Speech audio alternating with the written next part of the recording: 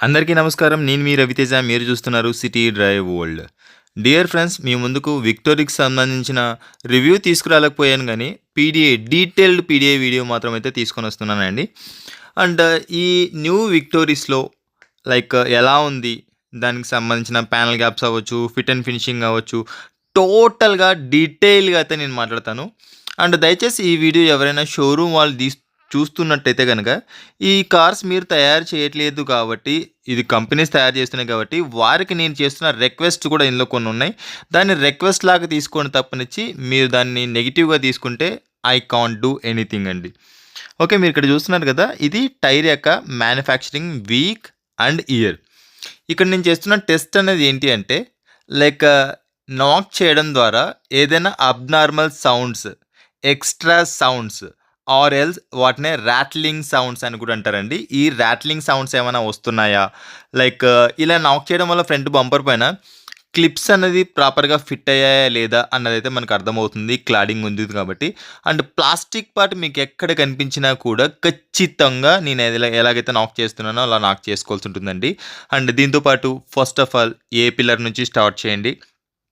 ఏ pillar నుంచి కంటిన్యూస్‌గా డైరెక్ట్‌గా సి పిల్లర్‌కైతే వెళ్ళిపోండి. సి పిల్లర్‌లో ఏవైతే మీకు ప్లాస్టిక్ సంబంధించి కనిపిస్తున్న ఎడ్జెస్ ఉన్నాయో, ఆ ఎడ్జెస్ మొత్తం అంతా కూడా క్లియర్‌గా చెక్ చేసుకోండి. అండ్ వీటితో పాటు కూడా rear quarter panel, okay. And cladding చెప్పాను కదా! ప్లాస్టిక్ కనిపిస్తే ఖచ్చితంగా నాక్ చేయాలని చెప్పేసి. మరి హెవీగా విరిగిపోయేలాగా కాదండి. వెరీ లిటిల్ బిట్ మీకు ఆ సౌండ్ అనేది అయితే క్లియర్‌గా అర్థమవుతుంది. And next driver side door open చేసి లోపల ఎక్కడైనా మీకు స్పానర్ మార్క్స్ కానీ, లేకపోతే సీలెంట్ అనేది ప్రాపర్‌గా ఉందా లేదా అని చెప్పేసి చెక్ చేసుకోండి. మీకు ఈ రబ్బర్ బీడింగ్ ఏదైతే ఉందో డోర్ ఫ్రేమ్ సంబంధించి ఈ రబ్బర్ బీడింగ్ ఓపెన్ చేసి కూడా చెక్ చేసుకోండి. పంచెస్ అనేది ప్రాపర్‌గా ఉన్నాయా లేదా అంటే అని చెప్పేసి. అండ్ రియర్ ప్యాసింజర్ డోర్ కూడా సీలెంట్ అన్నది ప్రాపర్‌గా ఉందా లేదా అని చెప్పేసి కూడా మనం ఖచ్చితంగా చెక్ చేసుకోవాల్సి ఉంటుందండి. అండ్ దీంతో పాటు కూడా డోర్ ప్యాడ్‌ని కూడా ఖచ్చితంగా నాక్ చేయాలి. మనకు మెజారిటీగా ఇక్కడి నుంచే మనకు రాట్లింగ్ సౌండ్స్ అని చెప్పేసి వస్తాయండి. అండ్ మిగతా మారుతి వెహికల్స్ అన్నింట్లో కూడా మనకు డోర్ ప్యాడ్ దగ్గర రాట్లింగ్ సౌండ్ ఉన్నది. బట్ ఈ విక్టోరీస్‌లో అయితే ఈ రాట్లింగ్ సౌండ్స్ అనేది లేవు. అండ్ డోర్ ప్యాడ్‌కి సంబంధించిన ప్యానెల్ గ్యాప్స్ యొక్క ఇష్యూ కూడా పోయిందండి. నెక్స్ట్ థింగ్ ఏంటి అంటే panel gaps and door to door alignment అనేది మీకు ఇక్కడ ప్రాపర్‌గా ఉందా లేదా? అంటే మీకు ఇప్పుడు నేను చేస్తున్న టెస్ట్‌లో అటు ఇటు కనుక ఫింగర్ మనకు మూవ్ అవుతున్నప్పుడు టచ్ అయ్యి ఆగిపోతుంది. మనకు ఫ్రీగా మూవ్ అవ్వాలండి. ఈజీగా మూవ్ అవ్వాలి. ఈజీగా మూవ్ అవుతుంది అంటే అక్కడ మనకు ప్రాపర్ ఫిట్టింగ్ ఉంది అని చెప్పేసి అయితే మనం అర్థం చేసుకోవచ్చు. ఎవ్రీథింగ్ నేను ఇప్పుడు ఎలాగైతే చేస్తున్నానో మీ కార్‌కి కూడా మీరు ఇలాగే చెక్ చేసుకోవచ్చండి. నేను చేస్తున్న ప్రయత్నం కూడా ఇదే.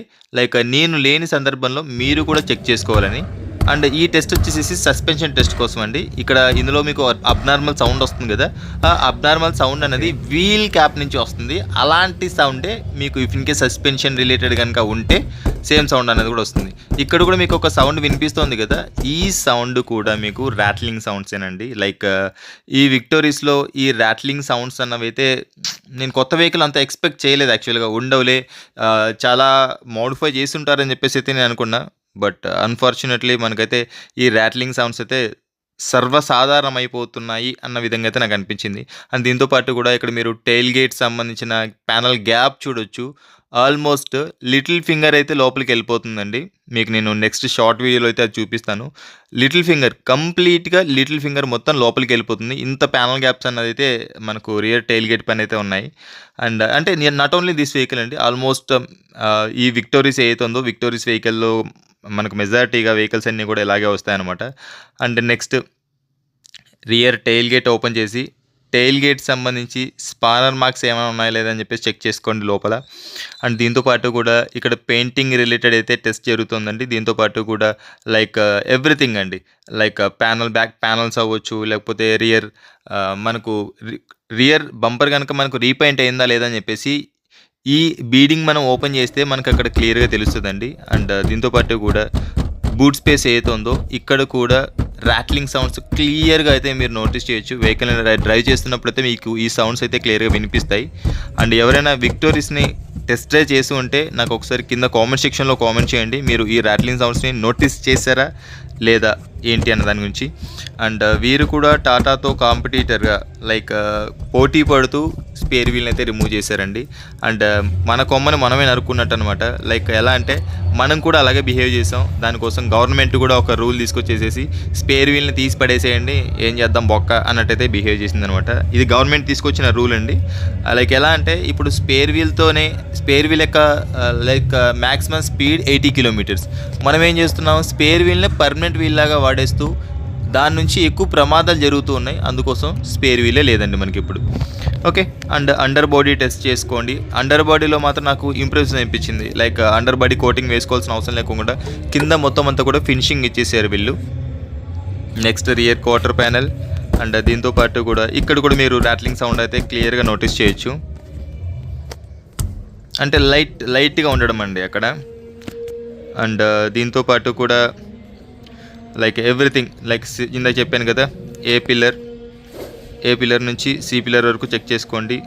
ఫెండర్ ఫినిషింగ్ ప్రాపర్గా ఉందా లేదా, అలైన్మెంట్ ప్రాపర్గా ఉందా లేదా, అండ్ ఎవ్రీథింగ్. నేను ఇప్పుడు ఎలాగైతే ఫింగర్ పెట్టి చెక్ చేస్తున్నానో పేషెన్స్ కావాలండి. మనం పీడిఏ చేసుకోవడానికి దాదాపుగా 1 hour నుంచి 1.5 hour టైం అయితే పడుతుంది. అండ్ మీరు ముందే నా దగ్గర కనుక పీడిఏ సర్వీస్ తీసుకోవాలనుకుంటున్నట్లయితే షోరూమ్ వారికి ఇన్ఫార్మ్ చేయండి. It will take 1 hour to more than 1 hour అని చెప్పేసేయండి. అక్కడికి వచ్చిన తర్వాత నన్ను తొందర పెట్టకండి. తొందర పెడితే మీ వెహికల్ సంబంధించి ఇప్పుడు మీరు కొన్ని సంవత్సరాల ఆ కార్ని మీరు వాడాల్సి ఉంటుంది. సో దట్ నేను ఇప్పుడు హడావిడిగా వచ్చేసేసి వెళ్ళిపోవడానికి ఛాన్స్ లేదు. నేను అలా చేయనండి. అండ్ నాకు టార్గెట్స్ కూడా పెద్ద పెట్టుకోను. నేను రోజుకు 4 చేయాలి 5 చేయాలి అన్నట్టు, కేవలం 1 మ్యాక్సిమం. ఇప్పుడు చాలామంది రిక్వెస్ట్ చేస్తున్నారు కాబట్టి 2 చేస్తూ ఉన్నా. అండ్ మీరు ముఖ్యంగా గుర్తుంచుకోవాల్సింది ఏంటి అంటే వెహికల్లో ఎటువంటి ప్రాబ్లమ్స్ ఉన్నా ఏది ఉన్నా కూడా నిర్దాక్షిణ్యంగా అయితే నేను రిజెక్ట్ చేస్తాను. అది షోరూమ్ వారు కూడా యాక్సెప్ట్ చేయాలి. ఎందుకంటే డబ్బులు ఎవరికీ ఫ్రీగా రావట్లేదండి. ఫర్ ఎగ్జాంపుల్ కస్టమర్స్ ఎవరైనా చిరిగిపోయిన నోట్లోకి 10 ఇచ్చారని అనుకోండి, మనం కూడా తీసుకోలేం కదా. అలాంటిదే ఏదైనా మ్యానుఫ్యాక్చరింగ్ డిఫెక్ట్ కానీ ఎర్రర్ కానీ లేకపోతే ఏదైనా డిఫెక్ట్ ఉన్న వెహికల్ కనుక కస్టమర్కి వెళ్తే ఆ కస్టమర్ ఎంతో కష్టపడి సంపాదిస్తారండి. అలాంటిది మీరు ఆ కార్ని రిటర్న్ చేసినా కూడా ప్లాంట్కి దాన్ని మోడిఫై చేసి అయితే పంపించడానికి ఛాన్స్ ఉంటుంది. బట్ మీరు ఇక్కడ కస్టమర్కి ఫేవర్గా ఉండాలి కానీ కంపెనీకి కాదండి. కస్టమర్ ఉంటేనే కంపెనీ ఉంటుంది, షోరూమ్ ఉంటుంది, ఎగ్జిక్యూటివ్స్ ఉంటారు, టీమ్ లీడర్స్ ఉంటారు, సేల్స్ మేనేజర్స్ ఉంటారు, జీఎంస్ ఉంటారు, సీఈఓస్ ఉంటారు. వీళ్ళందరూ బ్రతుకుతోంది కేవలం కస్టమర్ కష్టార్జితం మీద మాత్రమే అన్నది అయితే మీరు గుర్తుపెట్టుకోండి. అండ్ ఇఫ్ ఇన్ కేస్ ఎవరైనా పీడిఐ చేసుకుంటాను అని కనుక అడుగుతున్నట్లయితే ప్లీజ్ వాళ్ళని పిలిపించి మరి పీడిఐ చెయ్యండి. అండ్ పీడిఐ వీళ్ళు మాత్రం నాకు చాలా బాగా కోఆపరేట్ చేశారండి. వరుణ్ మోటార్స్ లైక్ పీడిఐ చేసుకుంటున్నా అంటే ప్లీజ్ సార్ చెక్ చేసుకోండి. ఇఫ్ ఇన్ కేస్ ఏమైనా ప్రాబ్లమ్స్ కనుక ఉంటే మాకు ఒకసారి ఇన్ఫార్మ్ చేయండి. మ్యాక్సిమం మేము కూడా చెక్ చేస్తామని చెప్పేసి చెప్పడం జరిగింది. But I'm very much satisfied అండి. మీరు చూస్తున్నారు కదా ఇక్కడ అయితే మనకు స్పేర్ వీల్ అయితే లేదు. అండ్ టూల్స్ ఇచ్చారు. టూల్స్ తీసుకొని ఏం చేస్తాం, టూల్స్ ఎందుకు, జాక్ ఇచ్చాడు. టైర్ పంక్చర్ అయితే కనుక జాక్ తీసుకొని స్పేర్ వీల్ లేకపోతే ఏం చేస్తాం. అంటే ఇది మనకు కంపెనీ చేసింది కాదు, గవర్నమెంట్ ఇచ్చిన దాన్నే వీళ్ళు కూడా కాస్ట్ కటింగ్ కిందకైతే తీసేసుకున్నారనమాట. ఫర్ ఎగ్జాంపుల్ కంపెనీకి ఒక 10 రూపాయలు మిగులుతుందంటే గవర్నమెంట్ నుంచి ఏవైతే లూప్ హోల్స్ ఉంటాయో, బొక్కలు ఉంటాయో వాటిని వాడేసుకుంటుంది, క్లియర్గా వాడేసుకుంటుంది. ఓకే, ఇక మనం ఇంజన్ బేలోకి వచ్చేసినట్టయితే కనుక ఫ్రంట్ బానెట్ ఏదైతే ఉందో బానెట్ మొత్తం అంతా కూడా ప్రాపర్గా సీలెంట్ అన్నది ఉందా లేదా. సీలెంట్ కనుక లేకపోతే వాటర్ లీక్ అయ్యే ఛాన్సెస్ అని చెప్పేసి అయితే వస్తాయండి. అండ్ వీటితో పాటు కూడా ర్యాట్లింగ్ సౌండ్స్ అన్నది అయితే metal to metal rattling sound వచ్చింది అంటే మాత్రం మీకు పర్మనెంట్గా పోదు, లైఫ్ టైం మీరు దాంతో భరించాల్సిందే. అండ్ ఇంజన్లో మీకు ఎక్కడన్నా electrical related or else sensors అవ్వచ్చు, లేకపోతే వైరింగ్ అవ్వచ్చు, మీకు ప్రాపర్గా ఉందా లేదా, ఎక్కడైనా టేపింగ్ అనేది సరిగా ఉందా లేదా, అండ్ మీకు ఎక్కడైనా వైర్స్ కట్ అయినట్టు ఎక్కడైనా కనిపిస్తున్నాయా లేదా అని ఇంజన్ స్టార్ట్ చేయకముందు ఒకసారి అయితే మీరు ఫిజికల్గా ఇన్స్పెక్ట్ చేసుకోవాల్సి ఉంటుంది. ఇంజన్ దగ్గర మీరు టైం స్పెండ్ చేయండి, చాలా టైం అయితే స్పెండ్ చేయండి. టైం స్పెండ్ చేస్తే మీకు ఒక క్లారిటీ వస్తుంది. తర్వాత ఇంజన్ స్టార్ట్ చేసేప్పుడు ఇంజన్ మీరు స్టార్ట్ చేయదు, ఇంజన్ వేరే వాళ్ళు స్టార్ట్ చేయమని. ఇంజన్ స్టార్ట్ చేసేప్పుడు మీరు ఇంజన్ దగ్గర first of all starting sound ఎలా వస్తుంది ఏంటని చెప్పేసి వినండి. అండ్ స్టార్టింగ్ సౌండ్ వచ్చిన తర్వాత లైక్ బెల్ట్ దగ్గర అండ్ దీంతో పాటు కూడా చూస్తున్నారు కదా కింద ఒక వీల్ ఫుల్లీ తిరగట్లేదు కదా, అది కంప్రెసర్ అండి, ఏసీ కంప్రెసర్. నేను ఇంకా ఏసీ ఆన్ చేయమని చెప్పేసి చెప్పలేదు. అండ్ ఇక్కడ మనకు ఏవైనా abnormal sounds like extra sounds ఏమైనా వస్తున్నట్లయితే కనుక ఇక్కడే మనం ఈజీగా నోటీస్ చేయవచ్చు. ఎందుకంటే ఇంజిన్ స్టార్ట్ చేసిన వెంటనే హై ఆర్పిఎంకి అయితే వెళ్ళిపోతుంది. హై ఆర్పిఎంలో మనకు అలాంటి సౌండ్స్ అయితే వినిపిస్తాయి. అండ్ నెక్స్ట్ ఏసీ ఆన్ చేయండి. ఇంజిన్ పైన మరికొంచెం లోడ్ అని చెప్పేసి అయితే వేయండి. లోడ్ వేసినప్పుడు ఇక్కడ మీకు కంప్రెసర్ కూడా ఆన్ అవుతుంది. సో చూస్తున్నారు కదా, ఇక్కడ కంప్రెసర్ కూడా ఆన్ అయిపోయింది. అండ్ లైక్ ఇంజిన్ పైన ఇంకొంచెం ఎక్స్ట్రా లోడ్ పడ్డప్పుడు మనకి ఇంకా ఆ సౌండ్స్ అన్నది అయితే క్లియర్గా తెలుస్తాయండి, ఏదైనా అబ్నార్మల్ సౌండ్స్ లాంటివి ఏమైనా ఉన్నట్టయితే కనుక. అండ్ దీంతోపాటు కూడా గేర్ షిఫ్ట్ కూడా చేసి మనకు గేర్స్ ప్రాపర్గా మూవ్ అవుతున్నాయా లేదా అని కూడా ఒకసారి చెక్ చేసుకోండి. అండ్ ఇప్పుడు లైక్ ఫ్రంట్ ఏదైతే ఉందో మనకు లైక్ హెడ్ ల్యాంప్స్ క్లస్టర్ అవ్వచ్చు. హెడ్ ల్యాంప్ క్లస్టర్లో మనకు ప్రాపర్గా ఉందా లేదా, ఎక్కడైనా డ్యామేజ్ ఉందా ఏంటి అని చెప్పేసి చెక్ చేసుకోవాలి. Both head lamps and tile lamps అండి, ఎలక్ట్రికల్ రిలేటెడ్ కూడా మనకు. అండ్ టైల్ ల్యాంప్స్లో కూడా లైక్ హెడ్ ల్యాంప్స్ ఆన్ చేస్తే మనకు వీటిని పార్కింగ్ లైట్స్ అంటారండి. పార్కింగ్ లైట్స్ అంటే వెనకలు వచ్చే వాళ్ళకి లైక్ మన ముందు వెహికల్ ఉంది అని చెప్పేసి అయితే తెలియడానికి. అండ్ దీంతో పాటు కూడా బ్రేక్ అప్లై చేయండి, రివర్స్ గేర్ వేయండి. రివర్స్ గేర్ వేస్తే మీకు రివర్స్ సంబంధించిన లైట్ అనేది ఆన్ అవుతుందా లేదని చెప్పేసి చెక్ చేసుకోండి. అండ్ ఓఆర్విఎమ్స్ అయితే చెక్ చేసుకోండి. అండ్ ఆల్ పవర్ విండోస్ని అయితే మీరు చెక్ చేసుకోండి, ప్రాపర్గా వర్క్ అవుతున్నా లేదా. డ్రైవర్ సైడ్ నుంచి చెక్ చేసుకోండి. అండ్ ఇండివిజువల్గా ప్రతి డోర్ మీద ఉన్న ఆ కంట్రోల్స్ నుంచి అయితే మీరు చెక్ చేసుకోండి, లైక్ ఇవి ప్రాపర్గా వర్క్ అవుతున్నా లేదా అని చెప్పేసి. వన్స్ మీరు వెహికల్ తీసుకున్న తర్వాత సర్వీస్ వాళ్ళతో మీరు గొడవ పడ్డం, షోరూమ్ వాళ్ళతో గొడవ పడ్డం కంటే కూడా ముందే ఒక 1 అవర్ టైం స్పెండ్ చేసుకొని మీరు ఇవన్నీ చెక్ చేసుకోవడం ద్వారా మీరు రిలాక్స్డ్గా ఉంటారండి.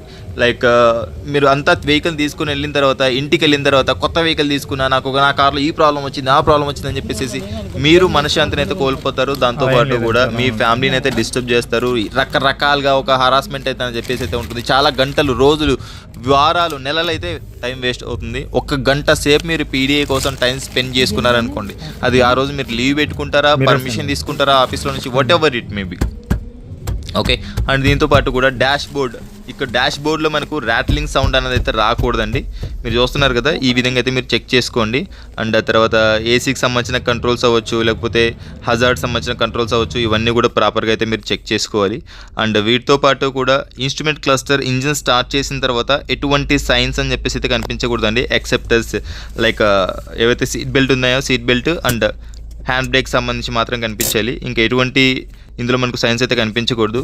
అండ్ ఇప్పుడు తర్వాత లోపలికి వచ్చిన వెంటనే లైక్ గేర్స్ ప్రాపర్గా మూవ్ అవుతున్నాయా లేదా, గేర్స్ ప్రాపర్గా ఎంగేజ్ అవుతున్నాయా లేదా అని చెప్పేసి డౌట్ వచ్చిందా, ఒక్కసారి కాదండి, ఒక్కసారి కనుక మీకు డౌట్ వచ్చింది ఆ గేర్ ఎంగేజ్ అవ్వట్లేదు అని చెప్పేసి అదే గేర్ని మీరు 10 సార్లు వేయండి. ఒక్కసారి కాదు, 2 సార్లు కాదు, 1కి 2 సార్లు అంటాను కదా, 1కి 10 సార్లు చెక్ చేసుకోండి. తప్పు లేదు, ఇబ్బంది లేదండి. అక్కడ మీరు డబ్బులు పెట్టేసి కారు కొంటున్నారు. అండ్ షోరూమ్ వారు కూడా ఎంతో కష్టపడి వారు కూడా వెహికల్స్ని పర్చేస్ చేయడానికి లైక్ వాళ్ళు కూడా నానా ఇబ్బందులు అయితే పడుతుంటారు. వాళ్ళ టెన్షన్స్ కూడా వాళ్ళకు ఉంటాయి. అండ్ మీరు ఫిజికల్గా చెక్ చేసుకోండి. 2nd, 3rd, 4th, okay, 5th gear. ఇందాక నాకు 5th గేర్ అని చెప్పేసి అయితే డౌట్ అనిపించింది. డౌట్ అనిపించినప్పుడు నేను ఎన్నిసార్లు చెక్ చేస్తున్నారో మీరు ఒకసారి చూడండి. 3rd, 4th, again 5th. Okay, ఈ విధంగా అయితే మీరు 1కి 10 సార్లు చెక్ చేసుకోండి. అండ్ ఆ తర్వాత హ్యాండ్ బ్రేక్ అనేది ప్రాపర్గా మనకు వర్క్ అవుతుందా లేదా, లేకపోతే లాక్ అవుతుందా ఏంటని చెప్పేసి చెక్ చేసుకోండి. ఏసీకి సంబంధించి మీకు ఇక్కడ గేజ్ ఉండదు కాబట్టి ఫిజికల్గా అయితే మీరు చెక్ చేసుకోండి. ఎండలో మీరు అంత క్లియర్గా అయితే మీరు నోటీస్ చేయలేరండి. నా దగ్గర ఏసీకి సంబంధించిన టెంపరేచర్ గేజ్ కూడా ఉందన్నమాట. అండ్ దీంతో పాటు కూడా ఏసీకి సంబంధించిన ఆల్ వెంట్స్ అని చెప్పేసి ప్రాపర్గా వర్క్ అవుతున్నాయి లేదా. మీకు ఇంకో విషయం తెలుసా, ఈ VXI వేరియంట్లో రియర్ సంబంధించిన స్పీకర్స్ రావట్లేదండి. నేను షాక్ అయిపోయాను. ఇంకా కూడా వీళ్ళు లైక్ కాస్ట్ కటింగ్ అని చెప్పేసి ఇలా చేస్తున్నారా అని చెప్పేసి అయితే నాకు అనిపించింది. రియర్ ఏసీ కూడా అయితే ఒకసారి చెక్ చేసుకోండి. లైక్ కాస్ట్ కటింగ్ పేరుతోటి కంపెనీలు ఎన్నో విధాలుగా అయితే మనకు మిగిలించుకోవడం అని చెప్పేసి, కంపెనీస్ అండి, నాట్ షోరూమ్స్, కంపెనీస్ అని చెప్పేసి అయితే ఎన్నో విధాలుగా అయితే మనకు మిగిలించుకోవడానికి అని చెప్పేసి అయితే చూస్తూ ఉంటాయి. And rear arm rest, okay, ఇందులో మనకు 60-40 సీట్స్ అని చెప్పేసి అయితే వస్తాయండి. కంప్లీట్గా ఫోల్డ్ చేసేసుకోవచ్చు. 2 సీట్స్ని ఫోల్డ్ చేయండి. కార్లో ఉన్న ప్రతిది, ఎవ్రీథింగ్ అండి, ప్రతి బటన్ని మనం టచ్ చేయాలి, ప్రతి ప్యానల్ని మనం టచ్ చేయాలి. ఎవ్రీ ఇంచ్ కాదండి, ఎవ్రీ మిల్లీమీటర్, కార్లో ఉన్న ప్రతి part to part, panel to panel and button to button అని చెప్పేసి అయితే మనం ఖచ్చితంగా చెక్ చేసుకోవాల్సి ఉంటుంది. తర్వాత రూఫ్ అని చెప్పేసి రూఫ్ పైన లైక్ ఏవైనా గ్రీస్ మార్క్స్ కానీ లేకపోతే ఏదైనా ఆయిల్ మార్క్స్ గాని ఏవైనా ఉన్నాయా లేదా అని చెప్పేసి అయితే ఒకసారి చెక్ చేసుకోండి. అండ్ వీటితో పాటు కూడా ఓఆర్‌వీఎమ్స్ అగైన్ అండ్ అగైన్ ఒక్కసారి డౌట్ వచ్చిందంటే ఒకటికి 2 సార్లు అయితే చెక్ చేసుకోండి.